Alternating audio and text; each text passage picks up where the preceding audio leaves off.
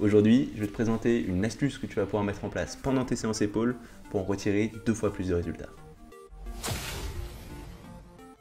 Salut, ici Nico, et aujourd'hui je vais encore te parler de l'entraînement des épaules en te présentant une astuce très simple, une technique que tu vas pouvoir mettre en place pendant tes séances épaules qui va t'aider à en retirer beaucoup plus de résultats.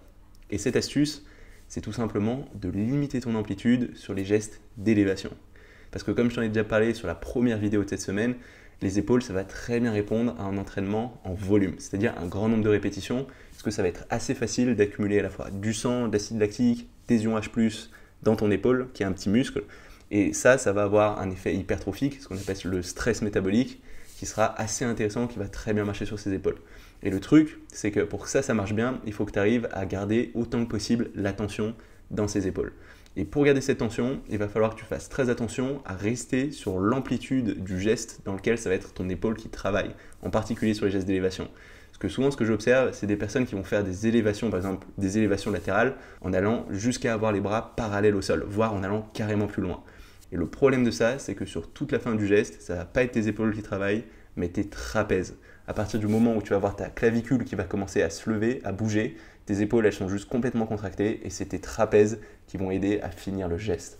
Donc en fait, pour réussir à vraiment accumuler du sang, vraiment tirer parti de cet effet stress métabolique qui va être le gros de l'hypertrophie dans le cas de tes épaules, il va falloir que tu limites ton amplitude à la partie du geste où il n'y a que l'épaule qui travaille et pas tes trapèzes.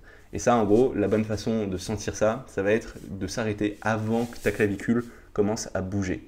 Donc par exemple, si tu mets ta main sur ta clavicule pendant que tu fais une élévation, tu vas te rendre compte que assez rapidement, ta clavicule elle va commencer à partir vers le haut, elle va être tirée par ses trapèzes.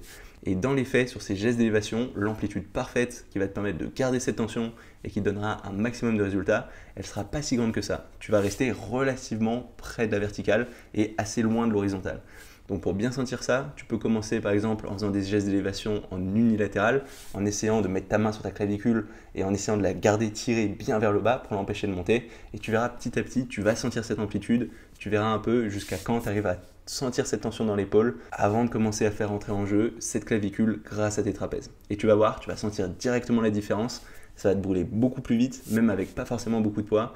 Et c'est tout simplement parce que tu arrives à garder cette tension dans le muscle et ce sera super efficace sur tous ces gestes d'élévation. Donc ça, ce sera vrai sur les gestes d'élévation latérale, mais ce sera aussi vrai sur tout ce qui est gestes d'élévation arrière, pour l'arrière de tes épaules. Et ça, c'est vrai que tu le fasses aux haltères, que tu le fasses à la poulie. Il faudra toujours que tu fasses attention à la position de cette clavicule. Parce que par exemple, si on passe à la poulie, quand tu vas avoir le torse parallèle au sol et ton coude qui part vers l'extérieur, ce que tu peux avoir tendance à faire si tu ne fais pas attention, c'est reculer ton omoplate vers l'arrière, ce qui va assister au geste, mais ce qui va largement diminuer l'amplitude sur laquelle ça va être vraiment ton arrière d'épaule qui travaille et ce qui va avoir aussi tendance à te faire perdre cette tension.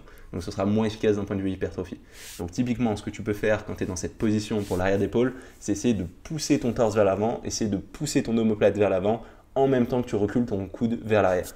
Donc ça, c'est pas forcément évident dans un premier temps, mais plus tu te forces à le faire, plus tu arriveras à sentir le geste, tu arriveras à vraiment sentir l'arrière d'épaule et petit à petit, c'est quelque chose qui viendra assez naturellement. Donc le maître mot pour réussir à maîtriser tout ça, c'est y aller à la sensation et c'est aussi y aller avec des poids légers. Parce que comme je te l'ai dit dans d'autres vidéos, quand on fait des entraînements en volume comme ça, où on vise un grand nombre de répétitions, le poids c'est pas si important, c'est vraiment la qualité de ta contraction, ton exécution et le fait d'avoir un nombre suffisant de répétitions.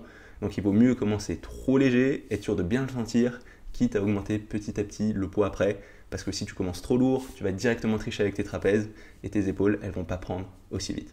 Donc voilà, c'est tout pour cette petite astuce qui consiste simplement à faire attention à ton amplitude sur tous ces gestes d'élévation et à la position de ta clavicule.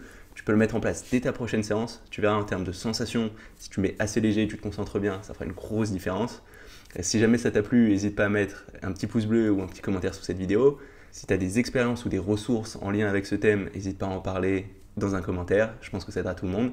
Aussi, si tu n'es pas encore inscrit à ma chaîne YouTube, n'hésite pas à le faire maintenant. Comme ça, tu sauras quand je sors de nouvelles vidéos. J'en sors toutes les semaines. Et du coup, on se retrouve très rapidement pour une nouvelle vidéo. Salut!